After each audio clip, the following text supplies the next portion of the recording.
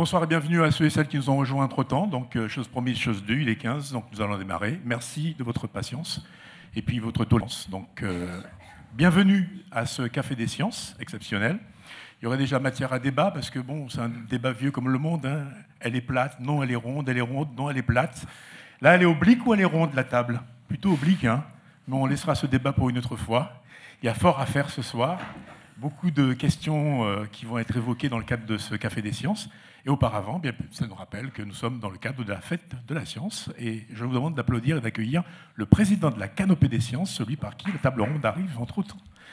Bienvenue, monsieur Cyril Alain, président de la Canopée des Sciences.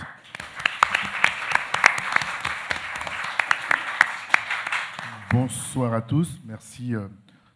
D'abord, remercier notre hôte. Je l'ai vu, monsieur Georges Jaurès, le directeur de la SMG. On a plaisir à venir ici. C'est un établissement de la CTG. Je me dois aussi de remercier la CTG qui nous accompagne et avec qui nous allons mieux bâtir encore les cultures scientifiques pour la Guyane. Et puis donc ce soir, on a un vrai sujet d'actualité, un vrai sujet d'économie, un vrai sujet d'activité, un vrai sujet de tradition guyanaise, parce qu'on va parler de pêche. Le poisson chez nous est primordial. Je fais partie de ces familles où nous mangeons du poisson tous les jours. On préfère le poisson à la viande, d'ailleurs. Et donc, c'est pour aussi montrer que la culture scientifique, c'est une question qui peut se poser tous les jours. On est au centre des actualités.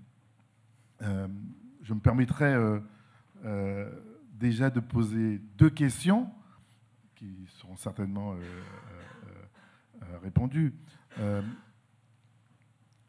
La pêche illégale, quels sont donc ses impacts sur la nature, donc les questions de sciences naturelles, quels impacts sur la faune et la flore marine, et puis une question j'ai envie de dire de sciences économiques, quels sont ces impacts sur les acteurs économiques et sur les conditions de consommation. Donc, quels impacts sur nous-mêmes, consommateurs de Guyane. Merci encore, Fly. Merci aux équipes de la Canopée qui ont fait un travail colossal pour vous organiser cette fête de la science 2024. Et ce n'est pas fini, je rappelle. Nous sommes présents jusqu'au 14 avec comme prochain rendez-vous, gros rendez-vous, le quartier en fête. Merci.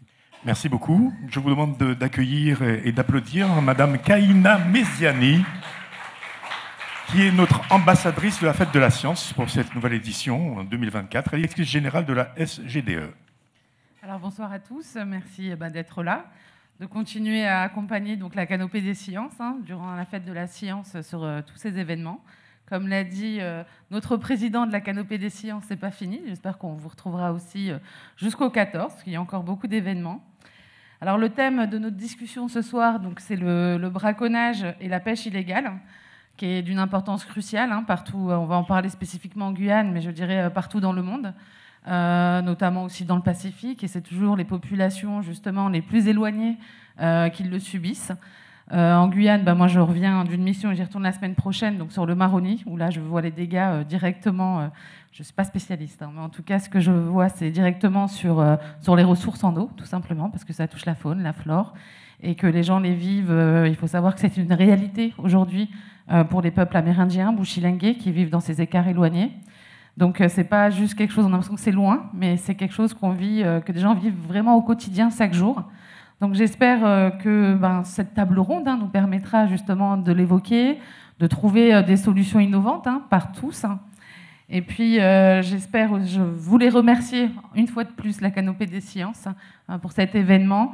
Et je suis contente que cette année le thème soit l'eau, parce que c'est notre besoin le plus précieux, que l'eau c'est la vie. Non, on ne va pas vous faire remarquer parce que vous êtes en retard. Et donc, je voulais remercier aussi les organisateurs pour cet événement, ainsi que tous les intervenants. Donc, je vous remercie d'avance. Et les participants pour leur engagement et leur présence. Ensemble, j'espère, nous pourrons faire une différence et assurer un avenir durable pour la Guyane et ses habitants. Je vous souhaite à tous une table ronde productive et inspirante. Merci. Merci beaucoup.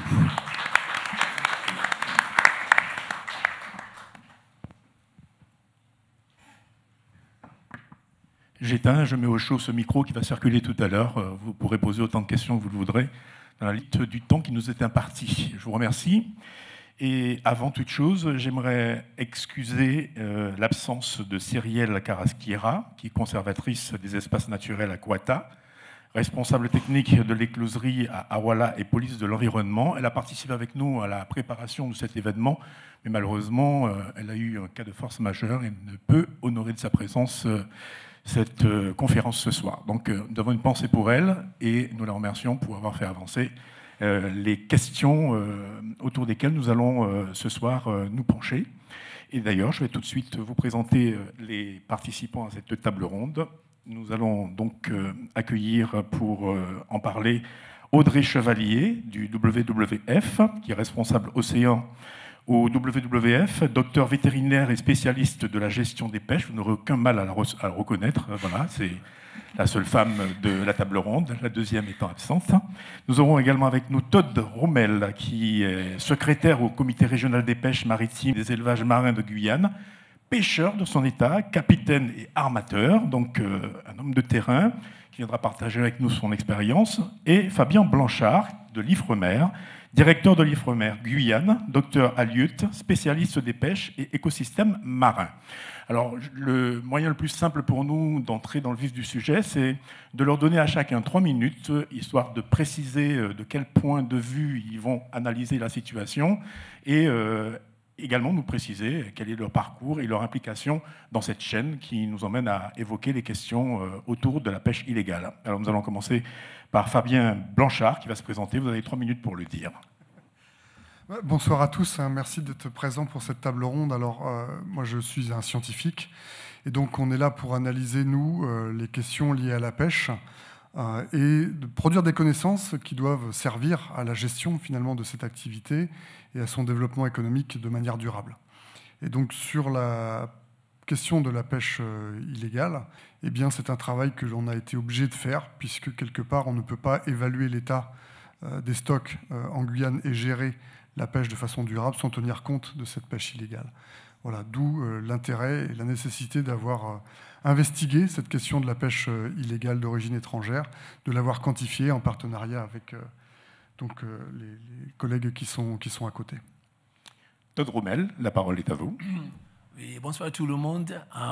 Moi, j'ai commencé la pêche en 1980. Donc, j'étais capitaine de chalutier pendant 25 ans. Après ça, en 2005, un beau jour, toutes les compagnies, les grosses compagnies de pêche qu'on avait en Guyane, au moins 80 chalutiers, ils ont décidé de fermer leurs portes. Donc, voilà, là, un jour à l'autre, il y avait plusieurs pêcheurs sans rien faire. Donc, moi, j'ai décidé de me lancer sur la petite pêche. Donc, moi, j'ai 25 ans de pêche au large, donc j'ai pu voir ce qui se passait au large avec la pêche illégale.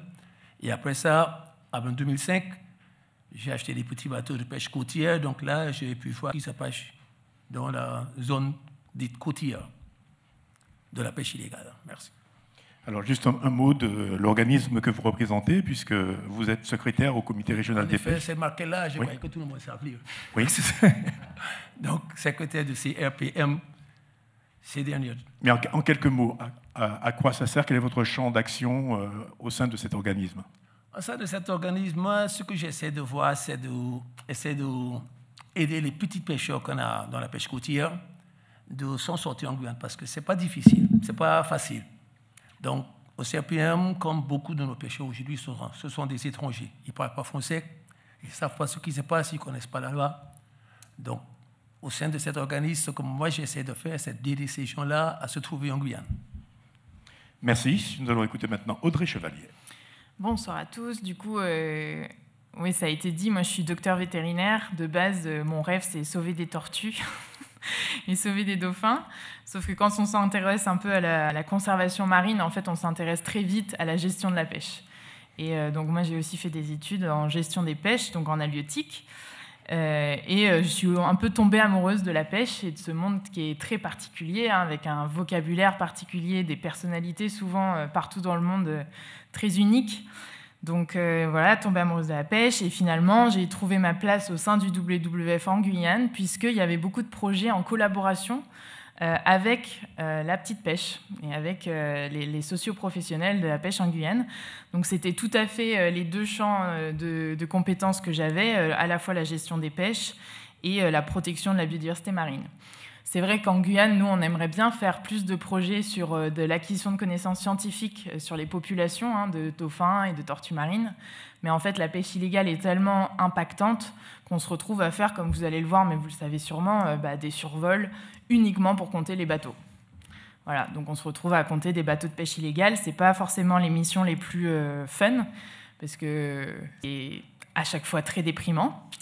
Mais on se retrouve à faire ce type de travail et c'est important en fait pour amener de la lumière sur ce qui se passe vraiment sur le terrain, ce qui est aussi remonté par les pêcheurs, hein. Nous, on a commencé en 2021 à refaire des survols sur la pêche illégale parce que les pêcheurs disaient que c'était la catastrophe en mer, qu'ils se faisaient voler toutes leurs zones de pêche. Et on avait en face de nous des administrations à la fois françaises mais aussi européennes qui nous disaient non, nous en Guyane, tout va bien, la pêche illégale, elle est contrôlée. Et donc on a refait des survols pour montrer que ce n'était pas du tout contrôlé, que c'était un phénomène qui au contraire prenait encore plus d'ampleur. On en reparlera parce que du coup on s'est retrouvé dans ce projet de mettre à jour un rapport sur la pêche illégale qu'on a mené avec l'IFREMER et le comité des pêches. Donc c'est dans ce cadre-là que j'interviens ce soir et je serai ravie de répondre à vos questions. Je vous remercie et nous avons donc 3 points de vue différents pour enrichir la réflexion et bien évidemment pour des remontées de terrain. Il faut préciser que c'est exceptionnel de vous voir tous les 3 autour d'une même table puisque lors des préparations, nous avons évoqué cette réalité. Souvent, vous êtes en concertation avec les pêcheurs, avec l'IFREMER, avec les associations qui travaillent sur le terrain pour essayer de faire avancer la cause. Alors, pour démarrer, on aimerait bien comprendre la différence qui existe entre la pêche illégale et la pêche informelle. Et là, je vais demander à Todd Rommel de me donner un éclaircissement sur la question. Bon, OK. En fait, tout le monde qui n'a pas une licence de pêche, s'il part en mer pêcher pour vendre le produit, il est illégal. Mais pour ces instances-là, on considère comme illégal les gros bateaux qui viennent de pays voisins, qui viennent pêcher dans les eaux guyanaises. Et pour la pêche informelle, c'est plutôt les petits bateaux qu'il y a en Guyane, et ça va tout le long du spectre, des plus pauvres aux plus riches. Le plus pauvre qui prend quelques planches, qui fabrique un bateau, qui met un petit hors-bord derrière, qui part en mer, et qui pêche pour nourrir sa famille. Il y a pas mal de ça, je les vois tous les jours dans la crique, ils partent en mer, ils reviennent, ils vendent. Et puis, à l'autre côté, à l'autre bout du spectre, il y a les plus fortunés parmi nous qui ont un speedboat, qui part en mer et qui pêchent les acoupas rouges, qui reviennent, qui essayent de vendre et qui vendent sur tous les vessies natatoires. Sur ce côté-là, il y a de tout le long du spectre. Merci.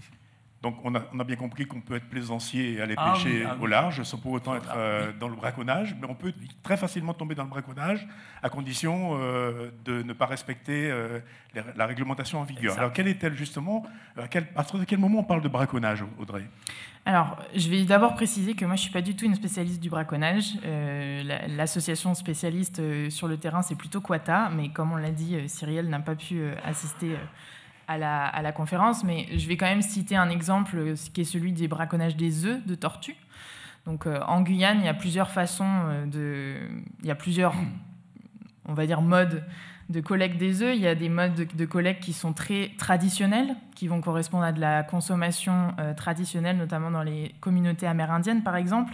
Et là, c'est des choses qui sont assez acceptables en termes d'échelle, puisque ça va être de la consommation petite échelle. On peut demander des dérogations pour avoir accès à cette consommation, etc. Par contre, il va y avoir du braconnage, et là, on parle d'une échelle au-dessus, où il va y avoir de la vente. Et ça, c'est du braconnage. Donc, c'est vraiment aller chercher des œufs d'une espèce protégée pour les revendre.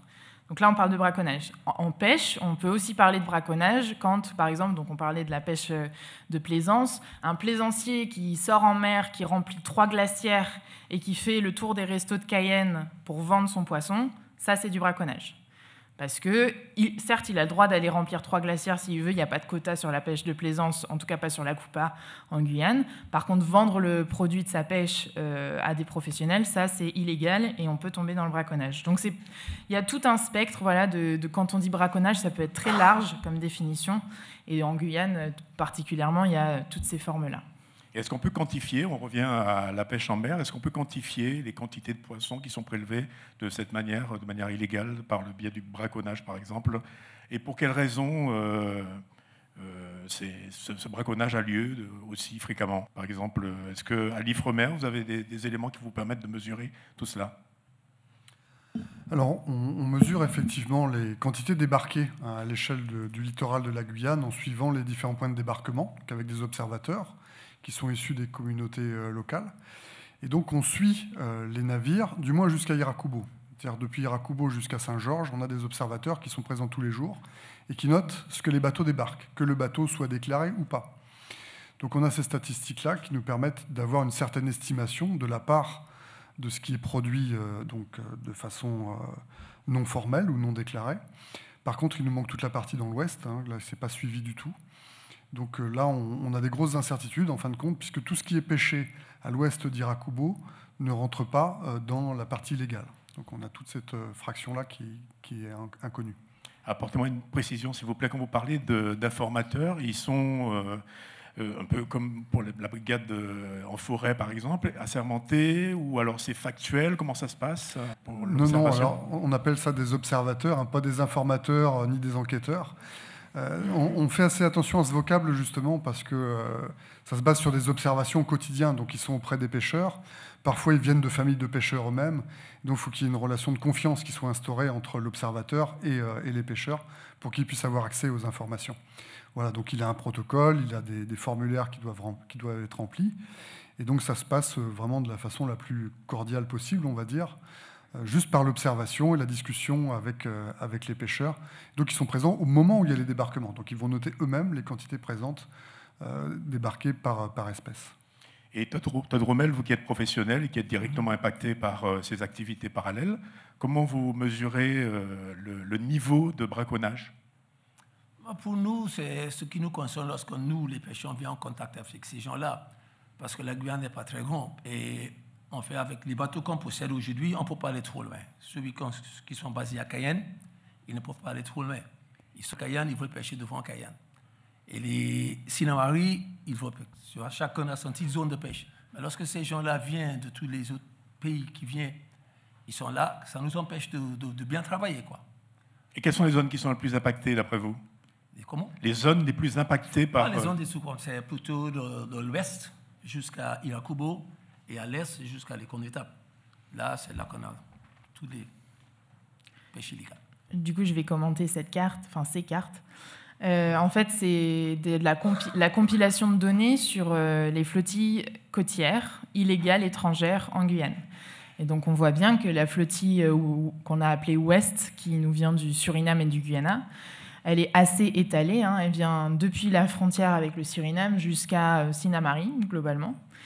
Et la flottille Est, qui nous vient du Brésil, elle est un petit peu plus cantonnée autour de la frontière avec le Brésil, mais elle va quand même jusqu'à Cayenne, et on a même déjà vu des bateaux brésiliens au-delà de Cayenne le week-end notamment. Et donc, si on superpose ces deux cartes-là, globalement, toute la zone côtière est plus ou moins occupée par des flottilles illégales étrangères, ce qui ne laisse plus beaucoup d'espace pour nos socioprofessionnels locaux de la Guyane. Globalement, ils ont Cayenne, Rémire, Kourou, pour pêcher. Ce qui est quand même assez dramatique, surtout sachant le nombre d'emplois qui dépendent de cette production, le nombre de familles qui sont nourries avec ces poissons locaux, et en sachant que le poisson est la protéine animale la plus locale et la plus durable potentiellement en Guyane. Donc voilà, ça c'est les flottilles côtières. On n'a pas mis les cartes des flottilles hauturières. Sachez qu'il y a aussi de la pêche illégale étrangère au large de la Guyane, donc un peu plus loin de la côte. On ne les a pas mis parce qu'on s'est beaucoup concentré sur les flottilles côtières, parce que c'est ce qui a le plus d'impact sur notre économie bleue locale. Parce qu'en fait, pour l'instant, les flottilles hauturières, elles sont assez cantonnées, on dirait, car il y a des Vénézuéliens qui viennent pêcher le Vivano, mais c'est à la ligne, ils sont moins nombreux. Et il y a des caseilleurs guyaniens, donc des bateaux qui viennent pêcher au casier du poisson au large, qui viennent du Guyana et qui sont localisés dans un tout petit triangle au large à l'est de la ZEE. Donc ZEE, zone économique exclusive. Donc voilà les zones les plus touchées par la pêche illégale. Dites-moi, Todd Rommel, quand on nous décrit une situation telle que celle que nous voyons là sur ces deux graphiques, est-ce que vous comprenez que les plaisanciers ou les Guyanais qui, le week-end, partent pêcher et comme seule réplique, comme argument, on ne fait rien contre les étrangers qui viennent pêcher avec autant de flottilles, et pourquoi on veut nous empêcher, nous, de profiter de l'abondance de nos eaux? Est-ce que vous pouvez comprendre ça? Et quand vous en parlez aux autorités, quelle est la réponse qu'on vous formule? En effet, j'ai eu une expérience avec ça. Une fois, on avait essayé avec le docteur du comité de la mer, là, ils ont essayé de mettre une limite au nombre de poissons qu'on peut prendre. Et puis, le nombre d'acoupas rouges qu'on pouvait prendre pour chaque sortie en mer. Et les plaisanciers sont venus, ils ont dit non. Et là, j'ai bien compris leur situation. Ils ont dit, si vous ne pouvez pas arrêter la pêche illégale venant de Guyana et de Brésil et de Suriname, nous, c'est pas la peine de venir nous voir. Donc là, ils ont eu des problèmes avec, ils ont eu même des menaces, tout ça. Donc moi, je comprends avec eux. En tant que pêcheur, en tant que Guyanais, moi, je comprends avec ces gens-là. Donc pour nous, le problème, c'est la pêche qui vient de l'extérieur. On traite ça avant, on traite ce qui se passe chez nous. Alors pour l'instant, on a beaucoup évoqué le poisson pour la consommation, mais on sait qu'il y a également, en parallèle, un business, on va l'appeler ainsi, de vessie natatoire, notamment. Et on se rend compte qu'aujourd'hui, non seulement les illégaux en font commerce, à prix fort d'ailleurs, et qu'une bonne partie de la population comprend qu'il y a là une niche à explorer. Est-ce qu'au niveau de l'Ifremer, vous avez des remontées sur ce business? Quel est le circuit utilisé pour écouler ces vessies natatoires? Voilà, il y a une étude qui a été menée effectivement cette année en partenariat, encore une fois, avec le CRPM et WWF. On a eu un travail pendant 6 mois qui a été co-encadré aussi par Tony Nalovic, là, qui est entré dans la salle, qui est à Lyoto aussi. Et donc, on a commencé effectivement à essayer de retracer ces circuits, comment ça fonctionnait, depuis le pêcheur jusqu'à Hong Kong, en fait, qui est un des hubs de distribution vers l'Asie. Voilà, donc je ne sais pas si on va détailler un petit peu ça aujourd'hui, mais ça commence à être un petit peu connu. Les prix sont un peu connus aussi, et les différentes étapes sont connues. Alors il y a une filière qui part vers le Brésil et une autre vers le Suriname. Je ne sais pas si Todd veut préciser un petit peu. Peut-être que Todd va nous donner des données concrètes. Quand on dit que les prix sont connus, 1 kilo de vessie natatoire se négocie à combien aujourd'hui? Pour quel marché? Et pourquoi est-on si friand de ces vessies natatoires par ailleurs? En effet, nous, on n'a pas de contact avec Hong Kong. Donc, ceux qui partent au Suriname, ils partent au prix de 175 € le kilo. Pour les plus grosses espèces, les acoupas rouges, et ils ont 55 € le kilo pour les vessies natatoires des acoupas aiguilles. Les autres ne sont pas intéressantes. Pour le Brésil, c'est à peu près pareil. Et pour quelle raison ces vessies sont si prisées? Il faut demander les Chinois, donc moi, je sais pas. Du coup, je vais peut-être répondre à cette question. D'accord. Des éléments de réponse, oui. Du coup, cette année, on avait la chance d'avoir une super stagiaire qui nous venait d'Hong Kong, qui fait des études sur l'économie de la pêche et qui nous a aidé à mieux comprendre donc à la fois du coup l'intérêt de la vessie natatoire, comment c'est utilisé. En fait, à Hong Kong, il y a plusieurs utilisations possibles de la vessie natatoire. Il y a la soupe. Et ça ressemble un peu à ce que vous avez entendu sur les ailerons de requin. Donc c'est vraiment des mets traditionnels qui ont supposément plein de vertus, qui sont très prisés du coup dans certains pays. Et donc la vessie natatoire est au même niveau que l'aileron de requin pour cette consommation-là. Mais en fait, la vessie est aussi utilisée comme de l'or, c'est-à-dire quelque chose qui prend de la valeur avec le temps. Donc, sur des grands événements un peu traditionnels comme des mariages ou des enterrements ou des choses ou par exemple une ouverture de magasin, des cérémonies comme ça, il peut y avoir en fait des dons de vessie, comme des cadeaux, séchés, et les familles ou les commerçants vont les stocker pendant très longtemps.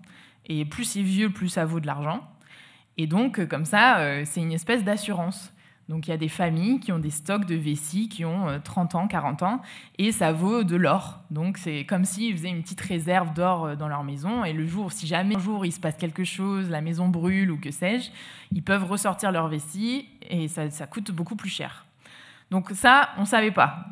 Ça, on l'a découvert cette année. Donc, c'est pour ça que ça vaut cher. Et c'est pour ça qu'il y a cet attrait. Et en fait, ça devient connu, la vessie natatoire, on l'appelle aussi la cocaïne de la mer. Il y a vraiment des régions dans le monde où on sait que c'est lié à des réseaux organisés criminels, où c'est des mafias qui organisent cette pêche, qui organisent ce business, cette filière. Et donc ici, en Guyane, en fait, il y a une fuite vers les pays voisins, donc Brésil, Suriname, on l'a dit, puisqu'il n'y a pas de commerce direct depuis la Guyane vers Hong Kong. L'objet du stage cette année, c'était d'essayer d'identifier s'il y avait une opportunité pour la Guyane de garder cette valeur, parce que finalement, nos producteurs, ils sont perdants dans l'histoire, parce qu'eux, ils vendent la vessie au prix qu'ils connaissent en local, mais en fait, il y a tout plein d'intermédiaires avant les consommateurs finaux qui sont en Asie, et du coup, la valeur finale est bien plus élevée que ce qui est vendu ici en Guyane, et finalement, c'est tous les intermédiaires qui se font le plus d'argent sur ce produit. Sachant qu'actuellement, c'est considéré comme un déchet de poisson aux yeux de la loi en Guyane, on voulait montrer qu'il y avait peut-être un intérêt à monter une filière légale, avoir une traçabilité, parce que le problème, c'est qu'une fois que c'est parti dans un marché noir vers les pays voisins, on n'a plus aucune visibilité sur ce qui se passe en termes de volume, en termes de prix. Donc ça veut dire que pour mener des enquêtes comme ça, il faut aller chez chaque intermédiaire, poser des questions, souvent en mandarin, parce qu'ils parlent tous chinois. Donc, il faut vraiment avoir des contacts très précis dans les 3 pays, puisque Guyane compris, Guyane, Suriname, Brésil, pour aller mener ces enquêtes et essayer de me comprendre comment c'est organisé, vers où ça va, etc. Les volumes et les prix. Donc voilà, il y a toutes ces questions sur la vessie. En tout cas, c'est passionnant et on se dit qu'on pourrait capter une partie de tout ce potentiel financier pour le territoire et pour augmenter finalement les revenus de l'économie bleue en Guyane, plutôt que ça fuit vers les pays voisins. En tout cas, merci pour ces précisions qui nous donnent à voir une organisation et probablement ce que pourrait être une filière ici en Guyane, organisée autour de l'exploitation de la vessie natatoire. Juste pour information, je ne sais pas si c'est une bonne ou une mauvaise nouvelle, ces 6 derniers mois, il me semble qu'il y a une chute considérable du prix du kilo. Est-ce que ça signifierait que d'autres marchés proposent moins cher que la Guyane?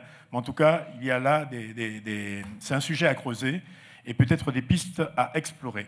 Juste une autre question pratique pour revenir sur le poisson, l'utilisation du poisson et également les techniques de pêche. Est-ce que vous avez constaté au niveau, chez les professionnels, des pratiques de pêche avec une méthodologie qui diffère, qui pose peut-être problème par rapport à l'écosystème? Est-ce que, par exemple, les normes sont respectées sur les mailles des filets, etc. Est-ce que vous avez remarqué ça? Rapprochez-vous du micro. En Guyane, on est limité à 2,5 km de filet. Et selon la taille du bateau, on utilise plutôt des tailles plus gros. Quand je dis taille de la maille. Donc on cible les poissons les plus gros qui ont déjà pondu, qui ont pouf. Les bateaux qui viennent de Brésil et de Suriname, ils ont 2, 3, 4 fois plus de filets. Donc on peut voir des filets de 5-6 km qui viennent du Brésil et de Suriname, avec des mailles plus petites. Parce que là-bas, ils ne pêchent pas chez eux, ils s'en fichent. Donc le problème, c'est juste la longueur du filet. C'est ça la différence, c'est la même pêche. C'est le même filet, même pêche, mais juste c'est le longueur du filet qui diffère dans les 3 pays. Alors pour notre gouvernement, ça veut dire que la loi en vigueur ici c'est les normes européennes ne sont pas les mêmes que celles du Suriname ni que celles du Brésil. Non. Et par conséquent, tous ceux qui viennent piller la ressource viennent avec leurs moyens qui sont adaptés à leur pêche habituelle. Et les filets qui dérivent étant plus longs, cela cause beaucoup plus de dégâts ici en Guyane. Ils pêchent plus, ils partagent. Bon, mais au Suriname, je crois que c'est presque les mêmes lois comme ici, mais il ne s'est pas respecté. Il n'y a pas de moyen de venir vérifier ça. Récemment, nous, on a fait une visite au Suriname où on a vu que même si la longueur du filet, c'est presque le même comme nous, où ils ne font pas de contrôle, ils laissent faire. Les gens, ils partent avec ce qu'ils veulent. Mais pour le Brésil, je ne connais pas grand-chose sur les lois là-bas, non. Et quelle est votre situation en mer lorsque vous croisez une flottille aussi abondante avec des normes non respectées? Vous rebroussez chemin? Vous faites quoi? Comment ça se passe? Nous, écoute, lorsque vous êtes sur mer, sur un bateau, vous avez 2,5 km de filet. Si vous rencontrez notre bateau et ces 2 filets mêlent, vous y êtes pour 2 jours de travail pour démêler ça. Si l'autre ne coupe pas votre filet, il ne part pas avec. Donc nous, on évite comme la peste sur notre bateau. En mer, les bateaux ne se rencontrent pas. Ils gardent une grande distance. Donc nous, lorsqu'on part en mer, on voit un bateau étranger. Déjà là, on part. Donc il y a un impact économique absolument manifestement. Sûr, voilà. Oui. On ne peut pas mettre son filet où on veut. Parfois, on attend longtemps avant de pouvoir mettre son filet. Tout ça nous cause des préjudices, oui. Nous avons vu également dans la presse des moments assez tendus entre pêcheurs guyanais et pêcheurs étrangers. Oui. Est-ce que vous avez noté autour de la profession un choc psychologique? Est-ce que parfois les gens ont peur d'aller pêcher parce que finalement ils se retrouvent en minorité dans une flottille de bateaux étrangers? Moi, je peux vous donner une expérience personnelle où il y a un bateau de Brésil qui a frappé mon bateau. Ils ont touché le côté, ils ont cassé mon but. Et mon capitaine, il avait même peur de prendre une photo. J'ai dit, vous avez pu prendre une photo du bateau pour qu'on aille voir les autorités ici. Il m'a dit non, il avait peur de même prendre une photo parce qu'il voulait partir tout simplement. Donc il est venu juste pour me raconter l'histoire sans avoir pris une photo, pour me montrer le nombre du bateau, rien du tout. Donc en effet, ils ont peur, quoi. Les bateaux de Brésil sont beaucoup mieux équipés que nous, ils sont beaucoup plus grands que nous. Il y a plus de matelots à bord ici, donc il n'y a pas de... Non. Alors, si on peut aborder la question de la pêche illicite, non déclarée, non réglementée sur les stocks de poissons, qui peut m'apporter des précisions sur l'état des lieux aujourd'hui? Pourquoi la pêche illégale étrangère et la pêche illicite non déclarée ont un impact sur les stocks de poissons guyanais? Absolument. Alors, effectivement, ça c'est dans nos mandats, dans nos compétences.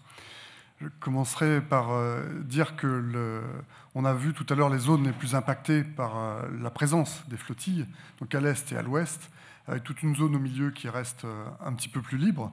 Mais en réalité, l'impact il se fait partout, parce que les populations de poissons qui sont concernées sont des espèces côtières et qui naviguent depuis l'embouchure de l'Amazone jusqu'à probablement au Venezuela, à l'embouchure de l'Orénoque. On a des ensembles de populations de poissons qui sont présents sur cette zone-là. Et donc, finalement, l'impact, il est partout. Et donc, la question était d'évaluer l'impact de cette pêche sur les espèces. Les espèces côtières en particulier, hein, c'est celles qui nous intéressent aujourd'hui. Et donc, on parle de quoi? On parle des akupas. Les akupas représentent la moitié des captures de cette pêche dite INN. Ensuite, on a le mâchoire en blanc. Environ 25% des espèces capturées sont les mâchoirants. Et puis l'ensemble du cortège d'autres espèces côtières, puisque les filets, finalement, ont tendance à capturer toutes les espèces qui passent par là. Et donc, on a toutes les loubines, les croupias, autres raies, requins, etc. Donc, toutes les espèces côtières, finalement, sont potentiellement impactées. Alors, pour évaluer l'impact de la pêche, il faut connaître l'état de ces stocks-là. Et donc, comprendre un peu l'impact de la pêche légale, la pêche guyanaise, sur ces stocks-là, et puis aussi la part qui est liée à la pêche illégale. Alors, on ne peut pas faire l'un sans l'autre, puisque ce ne serait pas significatif, ce serait biaisé.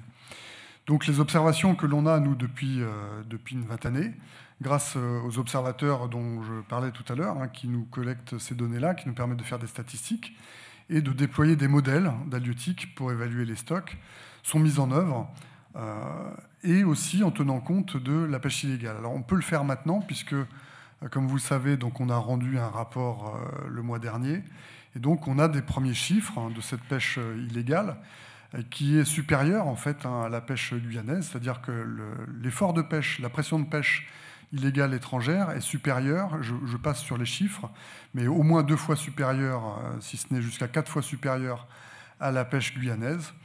Et donc ces chiffres-là vont nous permettre d'introduire la pêche illégale dans nos modèles d'évaluation des stocks. Alors, on a commencé l'évaluation des stocks en faisant des hypothèses sur la pêche illégale. Et donc, ce que ça nous dit, c'est que lorsque la pêche illégale est supérieure d'une fois et demie ou de 2 fois à la pêche guyanaise, alors l'état du stock d'Akupa rouge est surexploité. Voilà, c'est-à-dire que donc maintenant, il faut qu'on fasse ce calcul avec les vraies valeurs, vraies entre guillemets, celles qu'on a calculées là.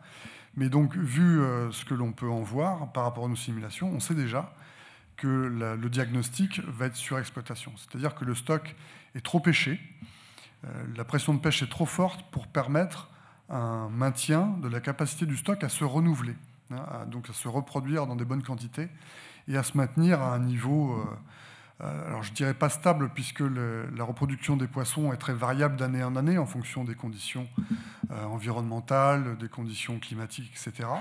Donc on a des variations autour d'une moyenne, et le problème c'est qu'on risque de voir un déclin maintenant de ce stock-là, puisqu'il est trop pêché, et donc on voit un impact sur sa biomasse, d'où le diagnostic de surexploitation. Et donc on va aller, probablement, si la situation perdure, vers un déclin de l'abondance de ce stock-là. Voilà. Alors on sait que cette espèce-là est la plus impactée, plus que l'Akupa aiguille ou plus que le mâchoire en blanc, dans nos diagnostics. C'est ces 3 espèces-là qui ont fait l'objet d'un diagnostic, puisque, comme je l'ai dit, c'est les espèces les plus importantes, quantité débarquée, et en valeur économique aussi. Et donc, alors pourquoi les coups de l'Akupa rouge plus que les 2 autres? Alors c'est difficile à dire à ce stade-là. En fait, chaque espèce a des caractéristiques biologiques différentes, des capacités de se renouveler, des taux de fécondité différents, un âge à la première reproduction différent, une longévité différente. Voilà, donc selon les stocks, selon la biologie de l'espèce, elles vont être plus ou moins vulnérables, plus ou moins fragiles à un prélèvement. Voilà, donc l'Akupa rouge est le plus prélevé et probablement plus fragile que l'Akupa aiguille. Dans la collecte de vos données, est-ce que vous faites la part des choses entre les poissons qui naviguent dans les eaux guyanaises? Et on sait bien que le poisson, il n'a pas de frontières. Donc, par conséquent, les pélagiques, par exemple, comment vous les répertoriez? Ils sont de quel nombre et dans quel sens se fait la migration? Alors actuellement, en Guyane, on ne pêche pas de poissons pélagiques, on pêche des poissons de fond. Donc des poissons qui ont un mode de vie un peu plus sédentaire quand même, donc avec la répartition que j'ai évoquée tout à l'heure, sur le plateau des Guyanes, comme on dit. Donc des poissons de fond qui vivent à proximité du fond, parfois posés sur le fond, comme les raies ou des poissons plats, les mâchoirants et les type Akupa lubine, qui eux vivent à proximité du fond, mais pas collés sur le fond. Voilà, donc ces espèces-là, ce sont elles qui sont débarquées. Par contre, les pélagiques, qui effectivement vivent plus dans la colonne d'eau ou à proximité de la surface, sont beaucoup plus au large en général. Donc celles-ci ne sont pas encore exploitées. Je ne dis pas encore parce qu'il y a des projets d'aller exploiter ces ressources-là. Mais pour l'instant, ce n'est pas le cas. Donc du coup, on ne les suit pas encore. Merci pour ces précisions. Audrey Chevalier, quel est l'impact de ces pratiques sur la biodiversité marine? Je voudrais juste commenter la carte d'avant, parce que je ne suis pas sûre que sans commentaire, elle soit très lisible. En fait, en septembre 2023, dans le cadre de notre projet de mise à jour du rapport sur la pêche illégale étrangère en Guyane, on a effectué 6 survols d'affilée. Donc on a volé 6 jours d'affilée et on a fait des cartes de présence des navires et on a compté les navires présents sur zone dans les 3 flottilles. Donc la flottille ouest qui vient du Brésil, la flottille est qui vient du Suriname et du Guyana et la flottille guyanaise. Et en fait, on s'est dit, OK, on va s'amuser à faire des synthèses de ces 6 jours. Et en fait, on a multiplié le nombre de bateaux par flottille par leur nombre moyen de kilomètres de filet.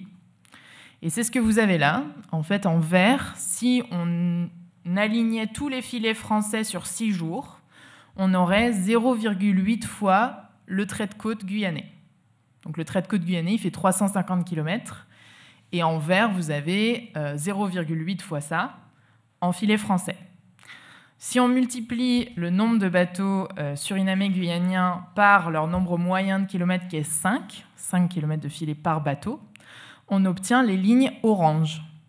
Donc ça veut dire qu'en 6 jours, on a 3,3 fois le trait de côte guyanais déployé en kilomètres de filet par les bateaux qui nous viennent du Suriname et du Guyana. Et idem pour le Brésil, on a multiplié par le nombre moyen de kilomètres de filet par bateau et ça nous donne les lignes rouges. C'est pour vous montrer que quand on parle d'impact sur l'écosystème, évidemment que la pêche illégale étrangère a un impact majeur. Donc c'est ce que disait Fabien sur les stocks commerciaux, les poissons qu'on consomme. Évidemment que les stocks sont surexploités par ces flottilles. C'était déjà montré au Suriname et au Guyana dans des études de la FAO qui faisaient des états des stocks assez dramatiques déjà en 2018. En 2018, il y avait déjà une surexploitation des 6 espèces commerciales au Suriname et au Guyana.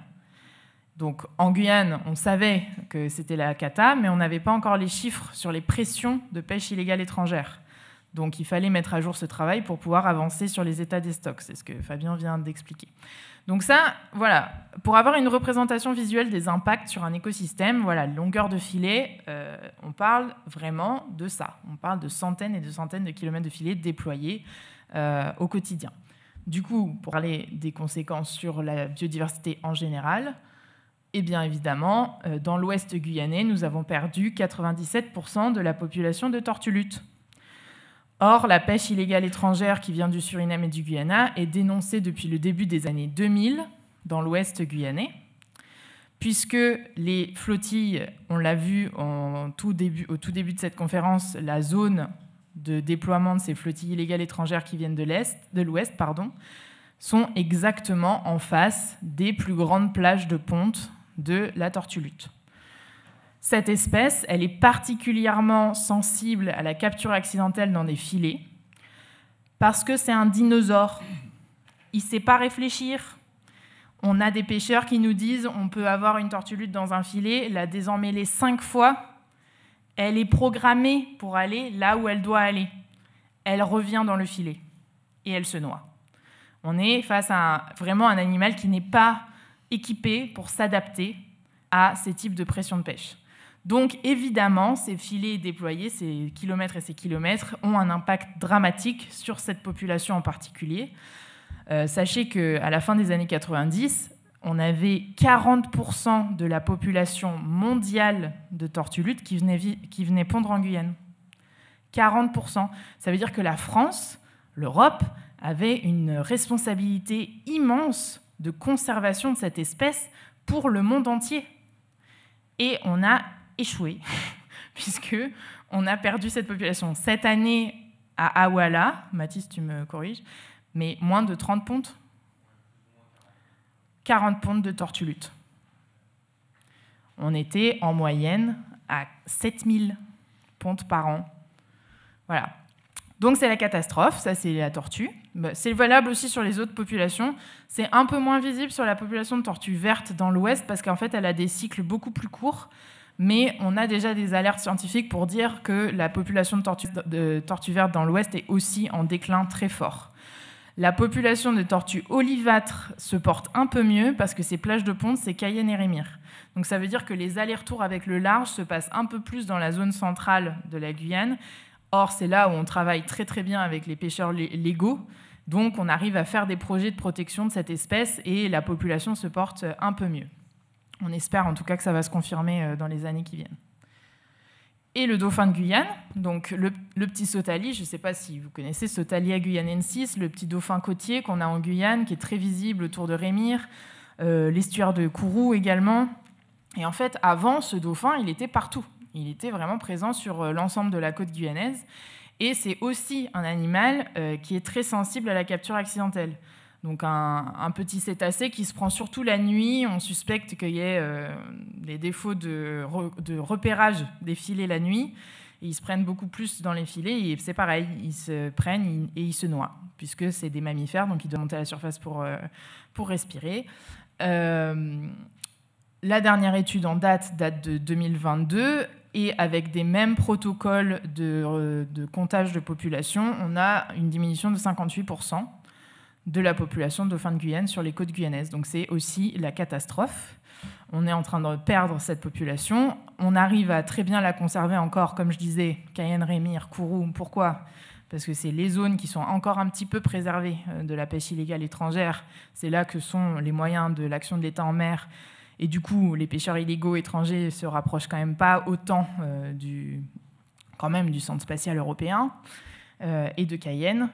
Donc on arrive à préserver cet animal et encore à le voir très bien, voilà, les îlets de Rémire, les îles du Salut.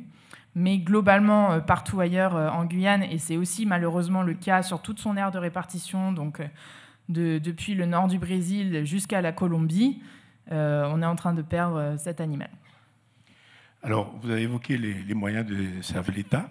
Bon, bien évidemment, nous n'avons pas de représentants des services de l'État. Vous êtes des chercheurs, des professionnels sur place. Et malheureusement, il y a des questions que je ne pourrais pas vous adresser. En qualité de chercheur, par exemple, vous observez, vous faites remonter les données. Et à qui, à quel moment on prend en compte les remontées de terrain que vous faites, comme le constat que nous venons juste de constater, et qui s'occupe de ça en Guyane? Donc, il faut rappeler quand même que la souveraineté, c'est une question étatique. Assurer la souveraineté d'un territoire, ça reste la responsabilité de l'État, quoi qu'on en puisse en dire.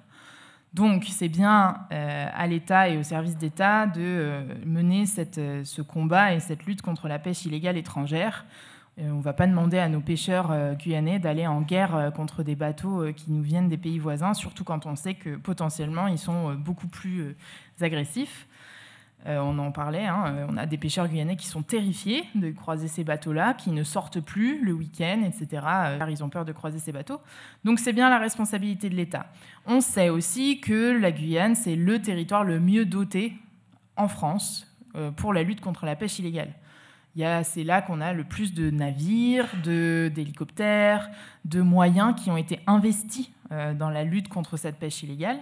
Après, toute la question va rester de l'efficacité de la lutte.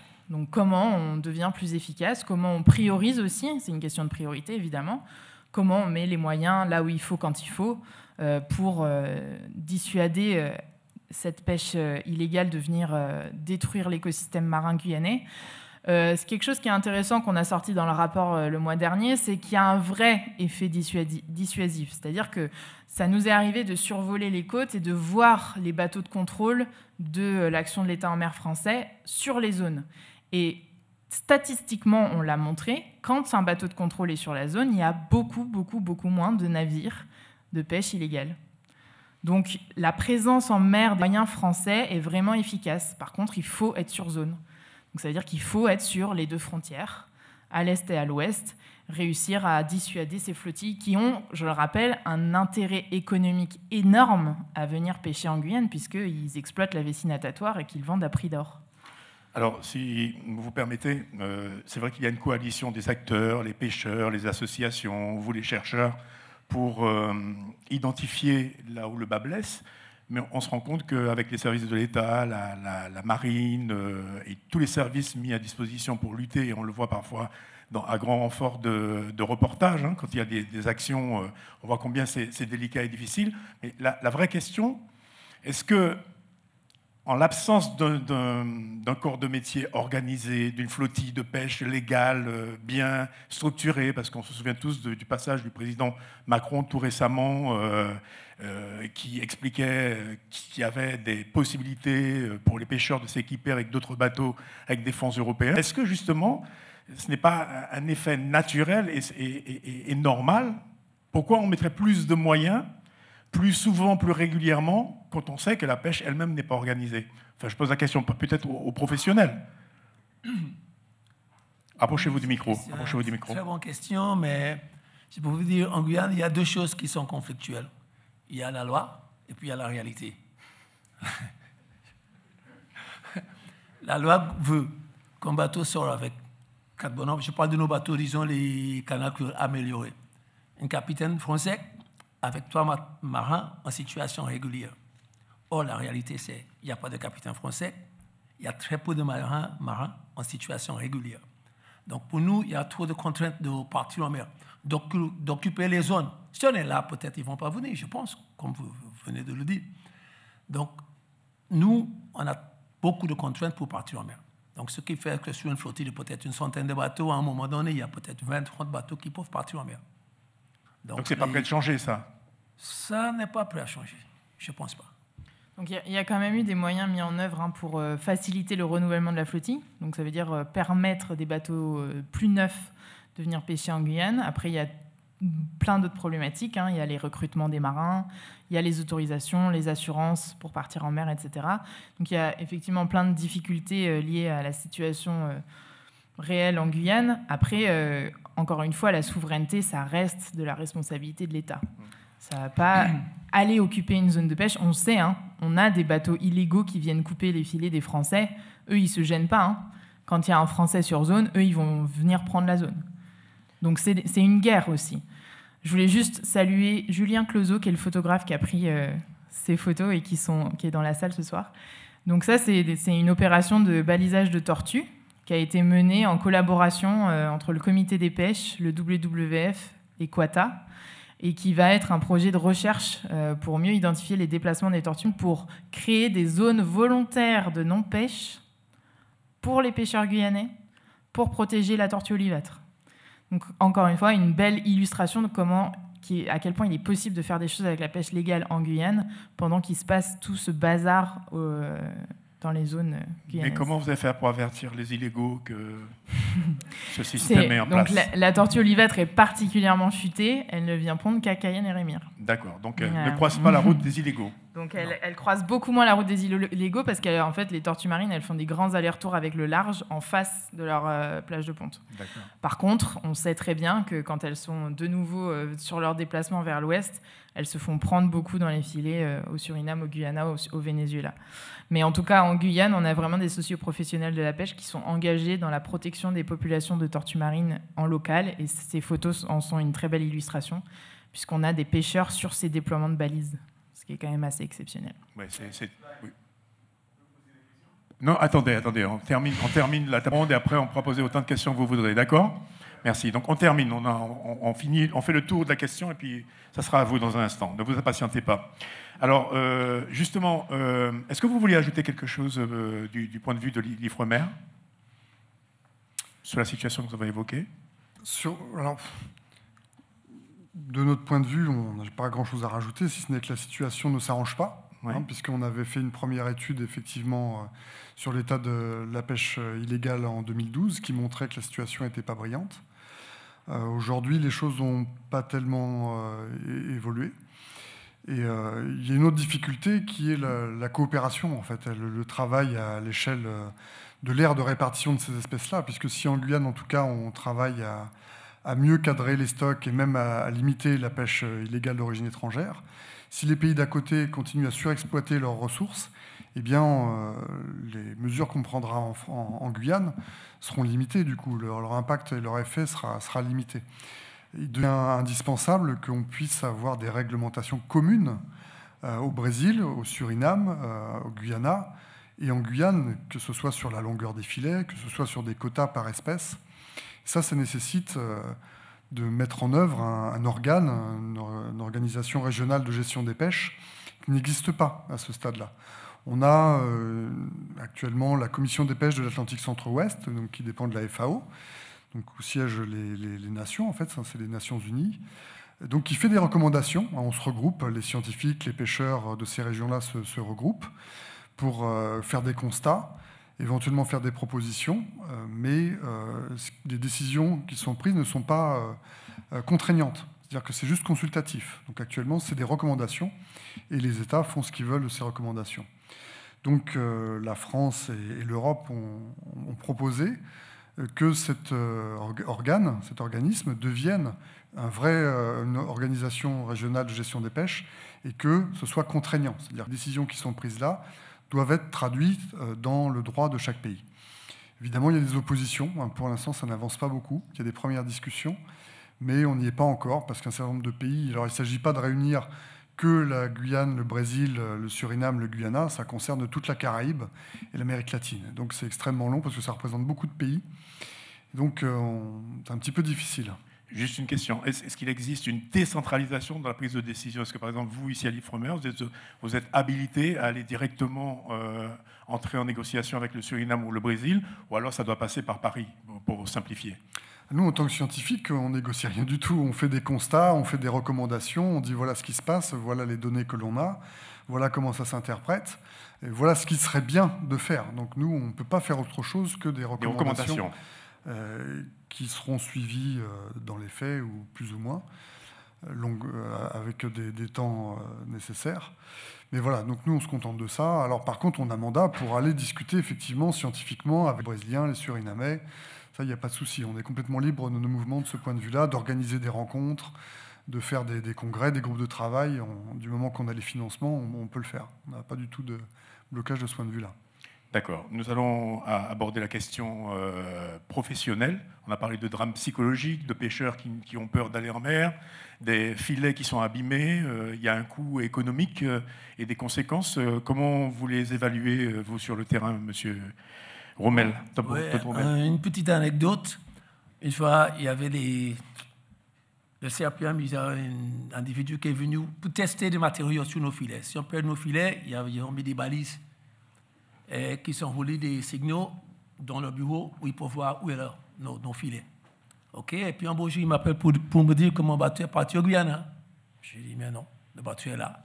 Finalement, j'ai appelé mon bateau. Il était bel et bien dans les eaux guyanaises, mais quelqu'un a fait voler le bout de mon filet avec la balise. Il est parti au Guyana avec. Donc, ça, en fait, nous, on perd le matériel sans cesse et ça nous coûte cher. Un filet coûte dans les 14 000 € pour un filet de 2,5 km. Donc, lorsque quelqu'un vient, il prend un petit quart de ça, il part avec. Vous imaginez le problème pour nous, les pêcheurs. Bon, alors, les sanctions sont difficiles ici en Guyane. À l'international, il existe également une batterie de sanctions, mais comment on les applique? Elles sont appliquées ou pas, globalement? Est-ce que les sanctions sont appliquées? Pour l'instant, il n'y a pas de sanctions qui sont appliquées. Il y a sauf la destruction des bateaux lorsqu'on... Alors, les bateaux qui sont arraisonnés en Guyane et qui sont saisis peuvent être détruits. Sauf que ça coûte très cher de détruire un bateau, de le transporter jusqu'au site de destruction, etc. En termes de sanctions, il y a aussi des mesures européennes qui peuvent être prises. Je rappelle que la gestion des pêches, c'est une compétence de la Commission européenne.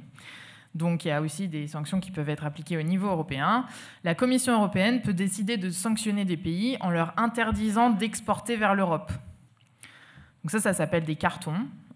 C'est la sanction carton jaune ou carton rouge qui peuvent être appliquées à des pays dont on sait qu'ils pratiquent de la pêche illégale. La France demande à l'Europe de sanctionner le Suriname, le Guyana et le Brésil sur ces questions de pêche illégale en Guyane.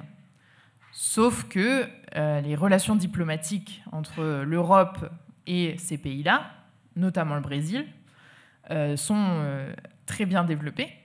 Et donc, c'est difficile pour l'Europe de se positionner sur ces sujets. Ça a quand même démarré au niveau du Suriname et du Venezuela, parce que le Venezuela, on sait aussi, fait de la pêche illégale en Guyane. Mais c'est des sujets qui prennent énormément de temps. Ça ne réglera certainement pas le problème du jour au lendemain. Et en plus, dans toute cette négociation de carton, c'est surtout du dialogue qui est instauré.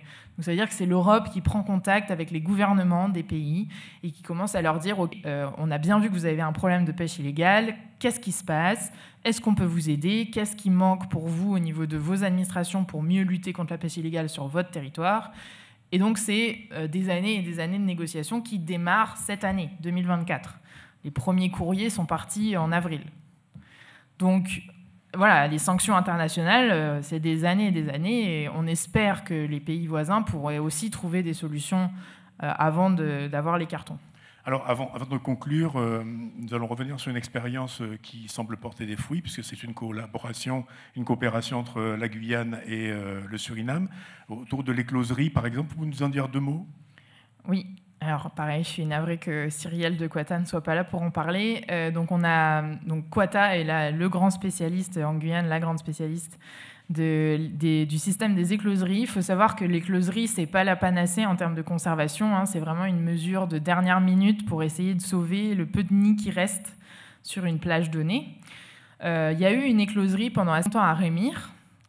Maintenant, il y a eu une écloserie à Awala depuis l'année dernière. On essaye de sauver les derniers nids de tortues luttes.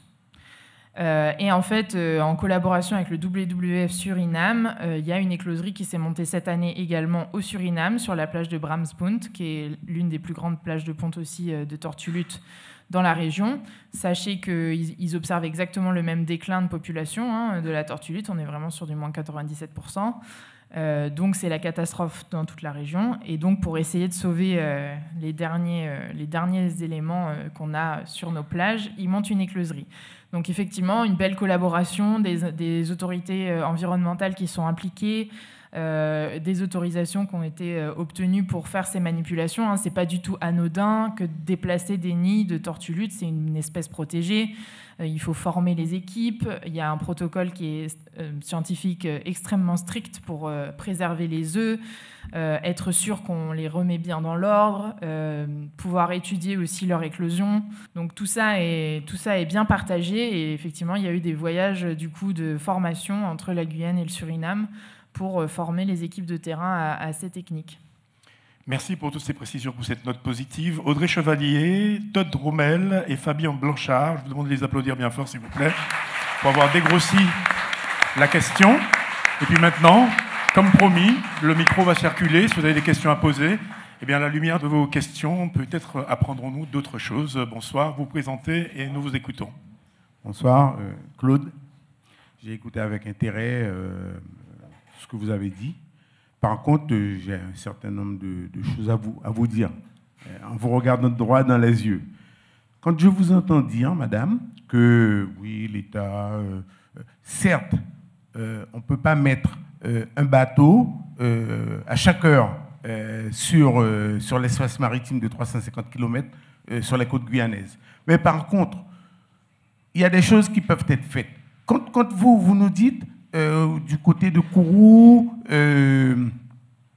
plus ou moins certaines espèces sont protégées parce que c'est Kourou. On comprend très bien que c'est la base spatiale qui est protégée, donc forcément, il y a une concentration de moyens qui sont là. Mais sur les autres parties, moi je ne suis pas pêcheur, mais enfin j'ai plein d'amis pêcheurs, je me balade un petit peu partout dans le pays. Quand, du côté brésilien, par exemple, madame, et ça, vous devez le savoir, du côté brésilien, à la sortie du fleuve, du côté à droite, ils ont une zone qui est protégée. Une réserve. Une réserve. Il suffit qu'un bateau stationne plus d'une heure de temps. Vous voyez la marine brésilienne qui arrive tout de suite et qui vous emmène ou qui vous fait dégager. Alors que nous, soi-disant, on est protégé. On n'est protégé par rien du tout. C'est du bluff. Autre chose, vous parlez de carton jaune et de carton rouge avec le Suriname. Mais ils ne peuvent pas donner un carton rouge au Suriname parce que du poisson surinamien, du poisson guyanais qui est pêché par les Surinamiens est vendu à Rungis. Alors arrêtez. Et vous pensez une seconde que les poissonniers là, qui sont à Rungis, ils vont acheter, même s'il y avait du poisson guyanais qui serait automatiquement plus cher, donc forcément, ils préfèrent aller du côté surinamien ou du côté du Guyana. Donc tout ça, c'est du bluff. Bon, je vous comprends, Ouattara. Vous faites un... Claude, non. Elle ne représente pas Ouattara. C'est une scientifique. Ah bon, oui, non. Elle parlait de l'expérience menée par Ouattara, association sur le terrain, mais c'est une scientifique. Et elle n'a aucun rapport avec les services de l'État. Non, moi, je suis ravie que monsieur ait dit tout ça parce qu'on est d'accord. Voilà. Non, je suis tout à fait d'accord avec vous. Parler. Quand vous entendez, pour en terminer, quand vous les entendez dire, ah ben on a pris 2 bateaux, etc. On entend ça au journal télévisé, mais la quantité qui sont passées avant, donc c'est du fin. Là, je peux vous dire que la pêche guyanaise, elle est coulée. Est-ce qu'on peut mettre le graphe? Bravo. Non, ne soyez pas désolés, on est là pour échanger. Est-ce qu'on peut remettre le graphe du survol de samedi, s'il vous plaît? Merci beaucoup pour votre intervention. Je rappelle que je ne suis pas l'État. Je suis du WWF, une ONG environnementale qui dénonce tout ce que vous dites. C'est-à-dire que nous, oui, on est sur le dos de l'État français pour leur dire est-ce que, s'il vous plaît, vous pouvez faire quelque chose contre cette situation qui est absolument scandaleuse pour les Guyanais. Donc pour revenir sur ce que vous dites, effectivement, on ne peut pas mettre un bateau à chaque heure sur les 350 km. Vous le dites très bien, les pays voisins ne rigolent pas du tout avec les zones protégées. Et donc Cabo Orange, qui est un parc une réserve naturelle au nord du Brésil, qui est à la frontière avec la Guyane, est extrêmement bien protégée avec des bateaux armés. Et je peux vous dire qu'il n'y a aucun Brésilien qui vient pêcher là parce qu'ils savent qu'ils se font dégager, comme vous le dites très bien, en moins d'1 heure. Et ça rigole pas du tout. Donc oui, ça c'est possible. Cours base spatiale, effectivement, c'est là où sont concentrés tous les moyens de l'action de l'État en mer. Et donc effectivement, ça repousse la pêche illégale, mais pas le week-end. Je vous le dis, on a déjà vu des bateaux surinamais devant les bases de lancement. On a des photos de bateaux qui nous viennent du Suriname et du Guyana qui pêchent dans la zone de protection du centre spatial européen. Donc ça peut repousser les bateaux illégaux, mais pas le week-end. Donc oui, c'est du bluff. On est bien d'accord. On fait de l'arraisonnement, on fait des arrestations. Ce n'est pas du tout suffisant à ce stade et non efficace, on est bien d'accord. C'est-à-dire qu'on a une stratégie de déploiement des moyens de l'action de l'État en mer qui n'est pas efficace. Elle est scalée, peut-être qu'elle est à la hauteur de ce qu'ils peuvent faire, peut-être qu'elle est à la hauteur de ce qu'ils veulent faire. En tout cas, on a une flottille illégale étrangère qui est extrêmement bien déployée sur nos eaux. Le graphe avec les 2 longueurs de filet, voilà ça. On a fait un survol samedi dernier, le 5 octobre 2024. Nous avons compté 20 bateaux français et 36 bateaux surinamais ou guyanais. On n'a survolé que l'ouest, on n'a pas fait l'est. On s'est amusé, encore une fois, à multiplier le nombre de bateaux français par leur nombre de kilomètres de filet et le nombre de bateaux illégaux étrangers par leur nombre de kilomètres de filet. Donc on est à 50 km de filets français contre 180 km de filets illégaux étrangers sur la même zone de pêche, sur l'ouest guyanais. Donc oui, je suis d'accord avec vous, la filière guyanaise, elle est condamnée par la pression de pêche illégale étrangère et c'est absolument scandaleux. Et si demain, on n'arrive plus à manger de poisson local, eh ben la responsabilité, elle sera du côté de l'État français. Merci pour ces précisions. Nous avons une question ici. Oui, bonsoir à tous. J'ai une question pour Monsieur Blanchard de l'Ifremer déjà. Donc je me présente, Monsieur Stanislas Steve. Je fais partie d'une association de pêche de plaisanciers, une association qui s'appelle ZIN, en créole ZIN égale hameçon. Alors il faut savoir que moi, la question que j'ai à poser à Monsieur Blanchard, je voudrais déjà comprendre comment est financé l'Ifremer. En fonction de la réponse, je me ferai mon jugement, à savoir si, à quelque part, peut-être que l'Ifremer, à un moment, va être muselé aussi, par rapport au travail que vous menez, d'ailleurs, hein, tous les scientifiques. Et puis, je voudrais quand même revenir sur certains aspects là, qui ont été développés. Déjà, il faut savoir que sur la pêche illégale, ce qui est le plus important, c'est la vessie natatoire de nos jours. La vessie natatoire, c'est aussi une source très, très riche en collagène. Donc voilà pourquoi c'est aussi important pour le marché asiatique, mais pas que le marché asiatique. Il y a d'autres marchés où, dans certains pays, ça commence à être de plus en plus consommé, notamment à Miami. Moi, j'ai des contacts qui m'en parlent de plus en plus. Donc la vessie natatoire, c'est une source qui est très riche en collagène. Et puis, je veux aussi revenir sur... tout à l'heure, j'ai entendu Monsieur Todd, que je connais visuellement. Alors, à l'époque, effectivement, en 2017, les services de l'État avaient essayé de pondre un arrêté préfectoral limitant les plaisanciers à 10 accoupas dans leur embarcation, par sortie de pêche. Alors, il faut bien comprendre que nous, les associations locales, nous sommes pour qu'il y ait une réglementation, mais avant de venir taper sur les locaux, je pense que, et ça tout le monde va être d'accord, il faudrait quand même taper sur ceux qui font plus de dégâts. Alors, les plaisanciers, généralement, ils pêchent avec une canne, un fil et des hameçons. Tandis que les illégaux, ils pêchent non seulement avec des filets qui sont hors normes et avec des mailles hors normes. Et puis ensuite, plus loin dans ma réflexion, quand ils ont essayé de nous pondre, là, les services de l'État, ce fameux arrêté en 2017, et aujourd'hui je le dis haut et fort, cet arrêté a été mis à la poubelle parce que nous, plaisanciers, à la différence des pêcheurs professionnels, nous sommes des gens solvables, on peut nous retrouver à n'importe quel moment, mais on peut aussi parler et on peut aussi dénoncer des choses. Et à l'époque, on s'était rendu compte que lors des missions, notamment d'arraisonnage de bateaux illégaux, et bien que la question de la vessie natatoire, il y avait un trouble dessus. Et on s'était même rendu compte que des hautes personnalités, et ça moi je le dis, c'est Steve Stanislas qui le dit, que des hautes personnalités de l'État elles-mêmes ne respectaient pas les procédures mises en place sur la destruction de la vessie natatoire. Donc, quand nous, Guyanais, on connaît notre histoire, on sait ce qu'il y a dans nos eaux, ce qu'il y avait dans nos eaux. On n'a même pas parlé de l'Akupa céleste. C'est un Akupa qui pilulait sur toute la côte. Aujourd'hui, ça n'existe plus, ça a disparu.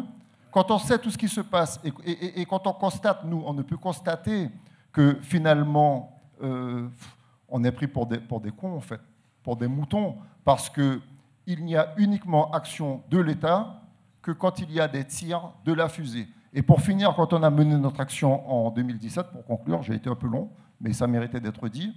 Moi, j'ai un commandant de gendarmerie de la marine qui était aux affaires, qui ne voulait pas qu'on sorte son nom, mais qui m'emmenait voir ce qui se passait au niveau de dégradé Cannes. Notamment, on se rappelle qu'on avait investi dans un bateau releveur de filet. Qu'en est-il de ce bateau releveur de filet? Est-ce qu'aujourd'hui, on est capable de dire s'il fonctionne ou pas? Je n'en suis pas certain. Donc, quand on dit en parallèle qu'on met les moyens qu'il y en a plus, c'est complètement faux et c'est histoire de laisser aux gens penser cela. Voilà. Merci Steve Stanislas pour ce retour d'expérience. Si vous voulez réagir par rapport à un des points évoqués, oui, je vous en prie. Je veux bien réagir, effectivement, puisque je suis... certaines questions me sont adressées, mais en fait, les différents points sont très intéressants. Je commencerai par les plaisanciers 2017. J'étais effectivement présent à cette réunion qui s'est tenue à la Chambre de commerce. C'était à l'époque Georges Caram, défunt Caram, qui était le président. Et la question tournait sur mettre un quota sur la Coupa Rouge. Et moi, j'ai dit à ce moment-là, puisqu'à un moment donné, la parole a été donnée aux scientifiques, j'étais le seul à ce moment-là qui était présent, sur notre connaissance de l'état du stock et de soutenir finalement le quota sur la Coupa Rouge qui était proposé. Et on n'avait pas été sollicité en amont, en fait. Alors, en principe, quand on donne un quota, on se base sur des faits scientifiques. C'est ce que j'ai dit à ce moment-là, que nous, on était incapables de donner un chiffre à mettre pour les plaisanciers, dans la mesure où le diagnostic stock de la Coupa Rouge n'était pas à jour parce qu'il y avait la pêche illégale. Voilà. Donc ça, c'est ce que j'ai dit ce jour-là. Effectivement, après, la conversation était terminée et l'arrêté a été mis à la poubelle. Donc ça, je pense qu'on pourrait y revenir un jour, mais en tout cas, évidemment, on n'est pas dans les mêmes proportions entre les prélèvements par la pêche de plaisance et ceux de la pêche illégale d'origine étrangère.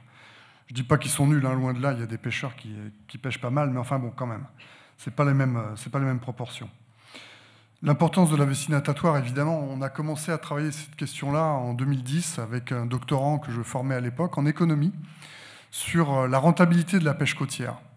À ce moment-là, le sujet était encore plus délicat qu'aujourd'hui, puisqu'on se rendait compte qu'à partir des enquêtes économiques qu'il avait pu faire sur le terrain, c'était un étudiant de l'université que j'encadrais, eh bien que la pêche côtière, pour la plupart des bateaux, elle n'était pas rentable. Donc il y avait deux solutions. Soit ils ne payaient pas du tout leurs charges, auquel cas ils étaient dans l'informalité, c'est le cas pour un certain nombre, soit il y avait une autre source de revenus, parce que sinon, ce n'était pas rentable. Et donc si ce n'est pas rentable, ça ne peut pas continuer. Donc si ça continue, c'est qu'il y a un autre revenu. Il y avait les vessies natatoires, effectivement, qui étaient un revenu important. Et quand on l'introduisait dans le modèle, à ce moment-là, ça fonctionnait, ça devenait rentable. Donc oui, ça explique aussi en partie la pêche illégale d'origine étrangère. On vient pêcher la Coupa Rouge parce qu'il a une valeur extraordinaire en raison de sa vessie natatoire et que dans les pays à côté, les rendements ont fortement diminué. Donc la Guyane devient Eldorado sur cette question-là. Et je finirai sur le premier point, sur les financements de l'Ifremer. Alors, on m'a déjà accusé d'être en service commandé de l'État, par les pêcheurs d'ailleurs, un ancien président du comité des pêches. Voilà, je peux comprendre, parce que parfois on donne des indications qui ne vont pas dans le sens de ce qu'aimeraient les pêcheurs, mais parfois on donne des indications qui ne vont pas dans le sens de ce qu'aime l'État. Sur la pêche illégale, notre premier rapport de 2012 m'a valu un certain nombre de convocations et pour que je m'explique sur pourquoi ces chiffres-là. Et pourquoi on avait fait ça, surtout. Donc on l'a fait parce qu'on ne peut pas évaluer la pêche côtière sans évaluer la pêche illégale. Donc on se veut, en tant que scientifique, d'être complètement indépendant, de ne pas supporter qu'on nous dise « attention, tu ne dois pas dire ça ou tu ne dois pas le faire ». Ça, c'est une première chose. Alors après, concrètement, on a besoin de moyens pour le faire. On peut dire si on veut le faire, mais si on n'a pas les financements, ça sera difficile. Donc pour répondre, c'est quoi nos financements? Je ne parle pas de nos salaires. Les salaires, ils sont directement liés à plusieurs ministères de tutelle. Voilà. Mais les salaires ne suffisent pas à faire le travail, puisque derrière, il y a des questions de moyens pour aller en mer, pour collecter de la donnée, pour analyser ces données-là, etc. Et donc là, on monte des projets et on demande des financements à différentes sources, que ce soit l'Agence nationale de la recherche, ça peut être les fonds européens de développement des régions, donc les FEDER, ou ça peut être des financements directement du ministère. Alors, le premier rapport sur la pêche illégale, puisque c'est ça dont on parle, qui pourrait fâcher l'État, effectivement, c'était un financement du FEDER. Donc là, c'est la région qui instruisait les dossiers, qui était d'accord pour nous financer ce travail-là, avec des fonds européens pour le développement des régions. La deuxième étude sur la pêche illégale, qu'on vient de rendre là, elle a été financée directement par le ministère de la Pêche, enfin, le secrétariat d'État à la mer, en réalité. Voilà, donc le prochain, on a eu finalement un appel du pied du directeur général des affaires maritimes et de la pêche pour qu'on continue ce travail-là via des financements européens pour la pêche. Donc ça, c'est une autre forme de financement que l'on utilise dans la recherche. Ce sont des fonds européens pour la pêche qui sont destinés à la recherche. Voilà un petit peu le tableau général. Je vais peut-être rebondir quand même sur cette question. Donc, ce que vient de dire Fabien, c'est quand même une belle illustration de ce que c'est qu'une démocratie. On a un État qui finance des études qui le critiquent. Mais ça continue. Ils veulent continuer de financer des études sur la pêche illégale en Guyane. Et c'est tant mieux, parce que ça veut dire qu'ils jouent la carte de la transparence. Donc ça veut dire qu'on a un État conscient du problème, qui veut trouver des solutions. Ça montre un peu patte blanche. Donc tant mieux pour ça. Il y a eu une question sur l'ERF, l'embarcation remonte-filet de l'armée. Il existe toujours ce bateau et il aide toujours à faire des arraisonnements de navires en mer. Encore samedi, on l'a croisé, ils allaient vers l'est. Donc ils allaient en intervention pour arraisonner des bateaux vers le côté brésilien. Il est resté longtemps en panne et d'ailleurs c'est un problème récurrent avec tous les bateaux d'intervention en Guyane. Et on sait que la mécanique pose un certain nombre de problèmes à toutes les administrations qui interviennent en mer, que ce soit la gendarmerie maritime, la marine, les douanes, l'OFB, police de l'environnement, ou les affaires maritimes.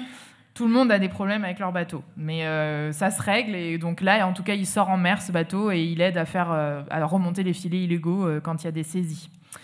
Et merci pour l'info pour Miami, parce qu'on n'avait pas du tout identifié ce marché sur la vessie natatoire, mais on va peut-être creuser cette question. Merci Audrey. Nous avons donc une question ici, ensuite ça sera votre tour, monsieur, et puis à vous derrière ensuite, d'accord? Allez-y, monsieur. Bonjour, merci pour cette table ronde. Ma question a peut-être recoupé celle du monsieur derrière, mais vous disiez que les navires étaient affrétés, étaient difficilement ramenables et détruits, que ça coûtait très cher. Est-ce qu'on pourrait imaginer détruire seulement les filets, voire les ramener pour qu'ils puissent être utilisés par les pêcheurs guyanais ensuite? Je ne sais pas. Mais ce bateau remonte-filet, il a pour but, ce but-là, de récupérer les filets des pêcheurs illégaux et de les ramener? Tout à fait. Donc souvent, ce qu'ils font, c'est qu'ils remontent. Donc, quand il y a une arrestation et qu'il y a vraiment décision de saisie du bateau, la cargaison est détruite. Donc ça, c'est un peu un drame socio-économique. On détruit du poisson, mais bon, comme c'est pêché avec des normes qui ne sont pas européennes et c'est gardé dans de la glace qui ne correspond pas aux normes européennes, etc., on considère qu'il n'y aurait pas de commercialisation possible de ce produit, donc il est détruit. Normalement, idem pour la vessie. Je ne savais pas que la procédure n'était pas toujours respectée et ce n'est pas vraiment le rôle du WWF d'aller mettre son nez là-dedans. Et le matériel de pêche est détruit. Donc le filet est remonté. C'est à cette occasion-là souvent qu'ils font les estimations des longueurs de filet, c'est en le remontant. Et le bateau est ramené, le site en Guyane, c'est le Larivot, le port du Larivot. Et donc sur le port du Larivot, il y a un site de destruction. Donc là, ils détruisent les bateaux. Ils estiment, je crois, à 15 000 € le prix de la destruction d'un bateau. Donc ça coûte quand même très cher à l'État de faire ça. Et en plus, ce qu'ils nous disent, c'est que par exemple, pour intervenir dans l'Ouest, ça leur demande quelque chose comme 3 jours juste pour ramener le bateau, parce qu'en fait, bien sûr, le bateau il est escorté, il faut faire intervenir les bateaux les plus lourds, etc., pour revenir. Et bien sûr, d'ouest en est, ils sont à contre-courant, contre-vent. Donc, ça leur prend 3 jours. Donc, bien comprendre que quand ils interviennent dans l'ouest et qu'il faut revenir à Cayenne, eh ben, c'est extrêmement long et ça prend, c'est très cher aussi. Du coup, c'est 3 jours d'intervention avec donc payer les marins, payer le carburant des bateaux d'intervention, etc. Donc voilà tous les freins qu'il peut y avoir a priori à intervenir sur les flottilles étrangères. Mais alors, est-ce qu'on ne pourrait pas juste imaginer récupérer le filet, laisser les marins pêcheurs rentrer dans leur pays et avec tout ce que ça coûte en termes de carburant, de paye des marins et de matériel à racheter ensuite? C'est aussi une procédure qui existe, ça s'appelle un raccompagnement à la frontière, où en fait ils saisissent tout le matériel de pêche, ils ramènent le bateau à la frontière, ils les laissent rentrer chez eux. Le problème avec ça, c'est bon, il y a 2 catégories de problèmes. Il y a une catégorie où en fait ils restent dans les eaux ils reviennent dans les eaux françaises le soir même, ils récupèrent un filet français et ils continuent de pêcher avec un filet français.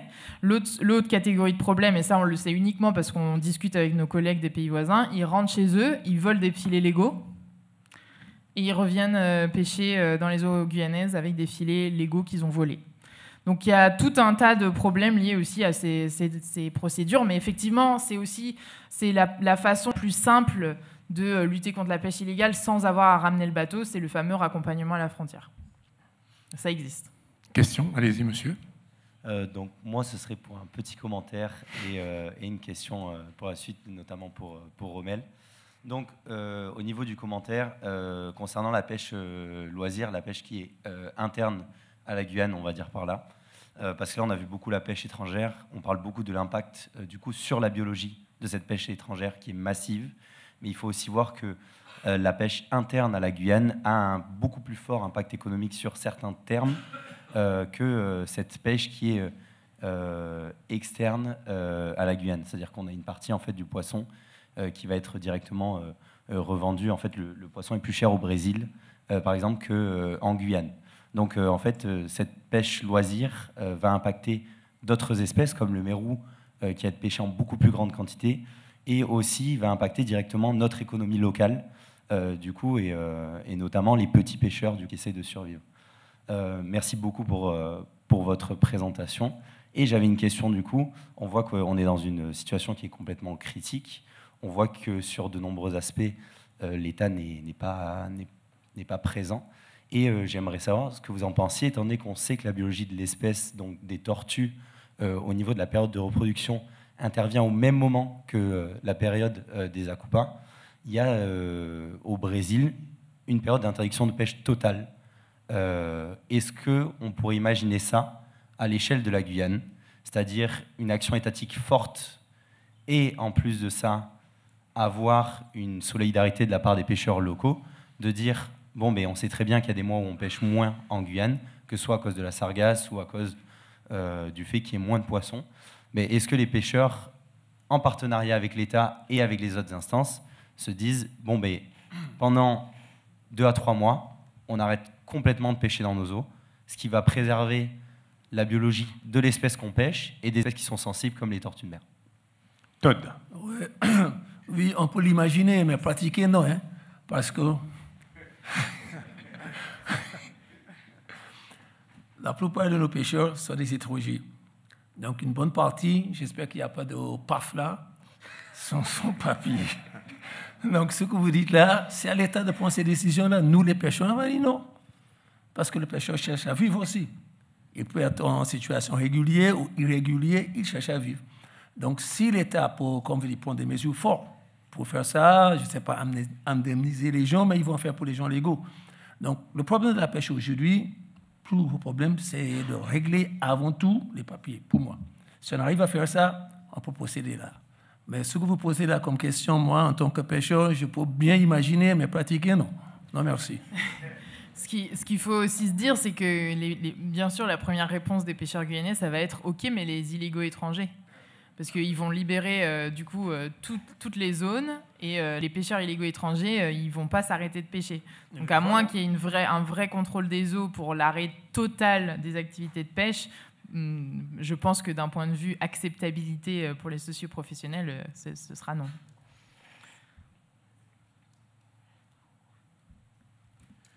A question for you, Todd. Here. Yes. Good evening, everyone. My question is, actually I have two. The first one, what is keeping the state to take actions against illegal fisheries? Because, for example, I know... Go slowly, please. Okay. Because, for example, I know that in the southwest, where they do illegal gold mines, the gendarmerie, for example, is burning camps, burning equipments. On the markets, for example, when you have illegal people that are selling vegetables and fruits, you know what they do? They chase them, they take the products, and they keep them, for example, one day in prison. What is keeping the state to take actions against illegal fisheries, illegal fishermen and boats? If you burn one, I don't think they will keep coming. And the second question is, organizations like WWF, etc. What are you guys trying? Are you guys trying to work, for example, with fishermen to communicate with them when they are on sea? Because I know, for example, it's really expensive to do surveillances on sea. So if you can work with them, I don't know if you will fund them, but that they can help you to denounce the illegal fishermen, I think that will be a really efficient way to go directly on the right time to catch the illegal fisher boat. Thank you. Thank you so much for these questions. Start with you. No, shall I answer in English? As you want, man. But I can answer in English. For me, the state gives a certain priority to whatever they do. And depending on the kind of priority that they give to stopping illegal fishing, they will decide the means to stop illegal fishing. It's not for me. Illegal fishing, as they say, they use the word, il y a un mot en français, je sais non, je sais l'état, mais il y a un mot en français que dit, de toute façon, et je continue en anglais, I have no idea. This has been going on for many, many years, and we have been complaining for many, many years, and I can't say nothing has been done, but not enough has been done. But that question is a question for the state, not for me. Thank you. Donc, peut-être en français, du coup. Effectivement, la question que fait l'État français contre la pêche illégale et pourquoi il ne brûle pas les bateaux en mer? Effectivement, on voit que les moyens ne sont pas les mêmes dans la lutte contre l'orpaillage illégal ou dans la lutte contre la pêche illégale. Il y a eu des questions cette année sur une nouvelle procédure de destruction en mer des bateaux, puisque que ce soit sur la flottille brésilienne ou sur la flottille surinamaise-guyanienne, c'est surtout des navires en bois, et que donc une fois débarrassés de leurs engins de pêche et du moteur, globalement, c'est que du bois. Donc couler un bateau, en tout cas pour les autorités environnementales, ça a été validé.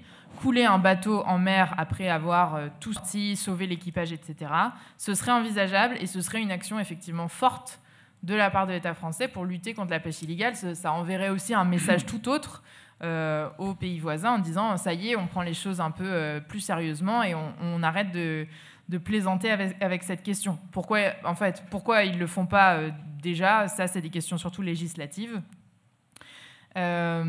Et la deuxième question, c'est la remontée d'informations aussi avec la société civile et avec les associations. C'est quelque chose qu'on fait déjà. C'est-à-dire que nous, à WWF, à chaque fois qu'on fait des survols, on envoie les informations aussi aux autorités de l'État. On partage les données. Les pêcheurs guyanais, ils font tous remonter les informations quand ils sortent d'un estuaire et qu'ils voient des bateaux illégaux étrangers. Ils prennent des photos avec les immatriculations, l'identification des navires, etc. Ils font remonter aux autorités françaises. Donc ça, on pourrait appeler ça un observatoire de la pêche illégale participatif, avec participation de la société civile, les associations et les socioprofessionnels. C'est déjà des choses qu'on fait. Après, c'est souvent pas suivi de conséquences parce que comme on n'est pas assermenté, on n'est pas police, on ne peut pas constater, on ne peut pas faire un constat, on ne peut pas faire un PV, un procès verbal, on ne peut pas intervenir sur les bateaux. Donc après, c'est vraiment à l'État de prendre le relais. Ok, juste un mot. Sauf que couler un bateau en mer, c'est un raccroche pour enfiler après. Donc pour nous, les pêcheurs, c'est un non-non. Il faut mettre le bateau à terre, il faut détruire la terre. Couler en mer, c'est un non. Comme on est sur des bancs vaseux, comme on est sur des fonds vaseux et pas profonds, les épaves poseraient un certain nombre de problèmes. Merci. Une dernière question. Mais c'est pas là. Une dernière question dans un instant. Auparavant, vous avez vu le QR code qui se trouve ici. Vous pouvez toujours, avant de partir, le flasher et vous pourrez prolonger la réflexion à partir des données que vous découvrirez sur le rapport qui est sorti, dont M. Blanchard nous parlait tout à l'heure. Donc avant de partir, flasher le QR code. Puis dernier, il me semble qu'il y a un rendez-vous que vous ne pouvez pas louper, incontournable, c'est samedi 12, à partir de 15h30.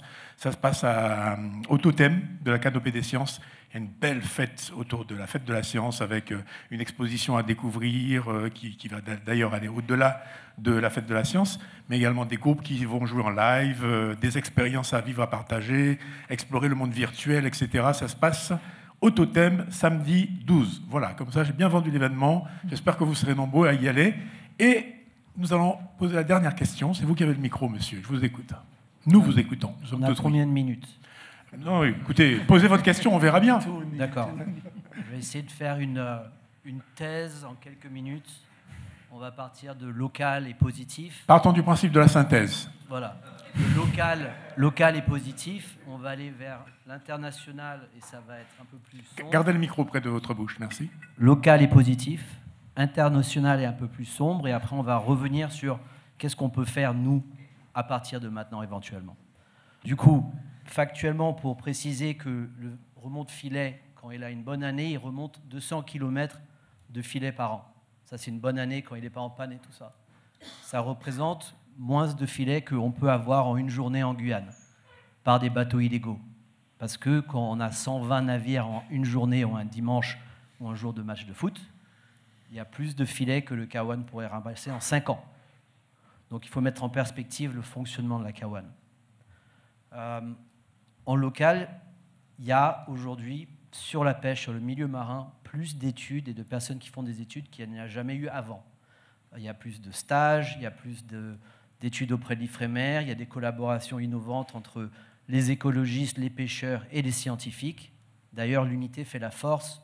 Je pense que l'Ifremer, tout seul, n'aurait pas pu sortir cette étude sur la pêche illégale, parce qu'on se fait taper sur les mains quand on fait sortir des rapports. Donc bravo à l'Ifremer d'avoir pu mener cette charge encore une fois. On sait ce que ça a coûté dans le passé. Bravo au WWF de croire aux pêcheurs en local et bravo aux pêcheurs qui ont exprimé, donc on va être un petit peu sur le social. Vous avez entendu le nombre de fois qu'on a utilisé des mots un peu violents. Pendant cette réunion, on a parlé de terroriser, on a parlé de peur, on a parlé de guerre. C'est de la pêche, quoi. Donc il faut savoir, quand on est pêcheur en mer, de déblatérer sur le pêcheur du Guyana ou du Suriname, ça s'appelle de la délation. Donc il y a certaines cultures ne font pas la délation. La France peut-être peut faire de la délation, je ne sais pas. Mais c'est très dur de demander à un Brésilien de dénoncer un Brésilien ou un Guyanien de dénoncer un Guyanien ou un Surinamien. Ce n'est pas leur boulot. D'accord ? Il y a des services régaliens, ils nous le répètent tout le temps. Donc après, on peut se poser la question de pourquoi ça ne fonctionne pas. Il faut savoir que comme la conservation des tortues marines se fait en local, ça ne marche pas parce que les animaux nagent partout. On se rend compte qu'il faut travailler à une échelle transocéanique ou à une échelle qui est cohérente avec l'espèce de l'animal. Il faut travailler sur la pêche à cette échelle-là. Par exemple, on a pu identifier à travers une étude régionale que peut-être notre meilleur allié contre la pêche illégale serait peut-être le pays voisin du Suriname. Parce qu'eux aussi sont victimes de pêche illégale, ils n'ont pas les moyens nautiques et ils sont prêts à dire aux bateaux français « venez chez nous faire notre boulot parce qu'on n'a pas les moyens ». Ils ont de la chance, ils ont un gros contrat avec Total, ils vont avoir des bateaux de militaires français qui vont être achetés pour le Suriname. Voilà, ça c'est une opportunité. Alors, à l'échelle de la région, donc, du sud du Brésil jusqu'au Venezuela, c'est l'aire de répartition de la coupa rouge. La coupa rouge est une espèce qui est évaluée à cette échelle par un groupe qui s'appelle l'IUCN. Et je suis le coordinateur de l'IUCN pour le plateau des Guyanes. Et la nouvelle évaluation va sortir en 2026. L'évaluation précédente de 2021 annonçait les couleurs, que s'il n'y avait pas un changement drastique en termes d'efforts de pêche et un contrôle de cette situation de pêche illégale, en 2026, au vu des chiffres, on serait en train de déclarer cet animal en danger. Est-ce que vous pouvez préciser l'acronyme UCL, ce que c'est? L'Union internationale pour la conservation de la nature. Merci. Voilà. Donc sur la coupa rouge, cet animal va être reclassé en 2026 au vu des chiffres de débarquement, au vu des dires des pêcheurs en Guyane au quotidien ici. Donc Romel, je sais que tu détestes quand je dis ça. Imaginez-vous la peur d'un pêcheur de vouloir dire la vérité, d'être ensuite réprimé par l'État alors qu'il est en train de dire « Aidez-nous, on a un problème avec notre ressource. » Ah ben, on va arrêter la pêche en local. Parce que comment on fait avec les voisins? Désolé Romel. En tous les cas, le Guyana, ils ont ces chiffres. Le Suriname, ils ont vu ces chiffres. Des études utilisant la connaissance empirique des pêcheurs montrent que sur les 40 dernières années, l'effort de pêche a augmenté 48 fois sur le plateau des Guyanes, ce qui veut dire qu'on est à 3% ou 4% de la biomasse des espèces exploitables historiquement à l'échelle du plateau des Guyanes. L'effondrement a déjà eu lieu. Alors, on a une chance incroyable, c'est que sur le plateau des Guyanes, les modèles ne fonctionnent pas très bien, puisque l'eau est tellement prolifique. Les mérous grandissent plus vite qu'ils grandissent en Floride, tout grandit plus vite, c'est riche en matière organique, toute la chaîne trophique. Donc la coupa, il peut potentiellement rebondir, et on peut continuer de l'exploiter, on peut continuer d'avoir des blaffes, et on pourrait même imaginer un marché de vessie qui financerait les infrastructures de pêche en Guyane, si c'était fait correctement. Il va falloir conclure pour qu'on termine pas en apnée. Sauf que ça s'effondre. Et donc maintenant, pour revenir sur la Guyane, qu'est-ce qu'on pourrait faire maintenant? Une erreur qui a été faite par notre orateur aujourd'hui, c'est de dire qu'il y a une coalition. Il n'y a pas de coalition. Historiquement, en France, dans la pêche, c'était cloisonné. Gestionnaire, scientifique, pêcheur. Et en Guyane, j'ose le dire, avant la métropole, on décloisonne. On le voit devant nous. Décloisonnons un peu plus vers les plaisanciers, vers la population civile, qu'on crée une coalition en local pour se réunir, partager des connaissances empiriques, scientifiques, stratégiques, et un peu confronter l'État avec ce que nous voulons maintenant. Pas dans 3 ans, pas dans 10 ans, parce que cette ressource, c'est maintenant qu'il faut agir. Merci. Je vous remercie. Merci pour ce point de vue, bien étayé, bien argumenté. Et juste pour la petite précision, quand nous avons travaillé ensemble pour préparer ce rendez-vous, la notion de coalition a été évoquée avec les différents partenaires. Donc je me suis autorisé la reprise de cette expression, mais nul doute que vous aussi vous savez de quoi il s'agit, et je vais juste conclure en disant que ça ne fera pas non plus sans l'implication de ceux qui nous représentent à l'échelle régionale, c'est-à-dire nos élus, parce qu'ils sont de toute évidence les principaux concernés pour porter au niveau de l'État et sur le plan régalien les demandes du pays, de la Guyane. Souvenez-vous, lorsque le président est venu après les événements de 2017, il a dit « Je ne connais que les élus et je m'adresse aux élus ». Donc nous, population de Guyane, nous considérons que cette voie est la voie légale et légitime. Et nous saluons le travail réalisé par les chercheurs, les scientifiques. Je sais que c'est difficile, mais je vais vous demander une petite note d'optimisme pour conclure. Et c'est vous qui allez peut-être nous le dire. Peut-être une note d'optimisme chez vous. Todd, allez-y. Qu'est-ce qui vous permet de rester optimiste? Bon, il paraît qu'on va avoir un peu d'aide de Suriname, comme Tony vient de dire. Il y a un petit peu de lumière au bout du tunnel. Un ami m'a visité certains ports à Suriname le mois dernier. Il m'a dit qu'il va afficher sur les murs une affiche, mais par le ministère qui s'occupe de la pêche, disons aux pêcheurs qui ne doivent pas entrer dans les eaux guyanaises, qui doivent rester dans les eaux surinamaises. Donc pour moi, c'est un début. Et peut-être ça va, en espérant que les pêcheurs savent lire. OK? Merci. Avec une note d'humour en plus. Merci beaucoup, Todd. Audrey Chevalier. Oui, je suis assez d'accord avec Romel pour dire que la coopération régionale, on a avancé. Il y a des dialogues qui ont lieu maintenant, qui n'avaient pas lieu il y a 3 ans. Et donc, peut-être que sur cette voie, on peut aussi accompagner les acteurs régaliens vers plus d'efficacité en collaboration avec les pays voisins.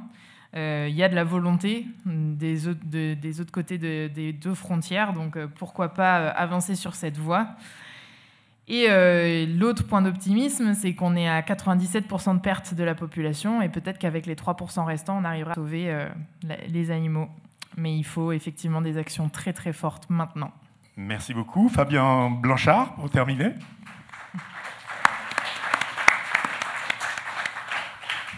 Je reviendrai juste sur ce qui a été dit. Je ne sais pas si je peux, en tant que scientifique, être optimiste ou pessimiste quand on voit l'état de la biodiversité marine dans le monde, l'état de l'environnement. C'est difficile, mais en même temps, il y a une mobilisation de plus en plus forte à l'échelle des Nations Unies, à l'échelle des pays, à l'échelle de l'Europe. L'Europe voit l'Europe, le côté continent Europe, donc là-haut, là chez eux. Les ressources halieutiques se reconstituent. Il y a une dizaine d'années, les états des stocks étaient moins bons. Donc finalement, ça peut progresser, à condition que les moyens y soient mis. Et ce que je vois ici, donc tout est possible. La question ici, c'est qu'en plus, effectivement, comme le disait Tony, on arrive maintenant, ça fait pas si longtemps que ça, à travailler ensemble, à ne plus être sur simplement des postures, chacun de son côté, mais à travailler ensemble, donc scientifiques, professionnels, ONG, et l'État, parce qu'il n'est pas là ce soir, autour de la table ronde. Mais en tout cas, l'étude a été demandée par l'État. L'État était présent dans l'ensemble de nos réunions. Il souhaite qu'on continue. Voilà. Alors, bon, j'ose espérer que ce soit un élément positif. Voilà. Merci Fabien Blanchard, Todd Rommel et Audrey Chevalier. Et pour ce Café des Sciences, je tiens vraiment à ce que vous applaudissiez à tout rompre Simon et Alizé qui ont travaillé d'arrache-pied pour rendre possible cette table ronde. Merci également à toute l'équipe de la Canopée des Sciences. Et sans vous, ça n'aura pas été pareil. Donc merci pour votre éclairage. Et puis rendez-vous au prochain Café des Sciences. Et n'oubliez pas, samedi, ça se passe au Totem. Merci, bonsoir. Je pense qu'on peut faire un petit applaudissement aussi pour le maître de cérémonie de ce soir. Donc un gros applaudissement pour Fly.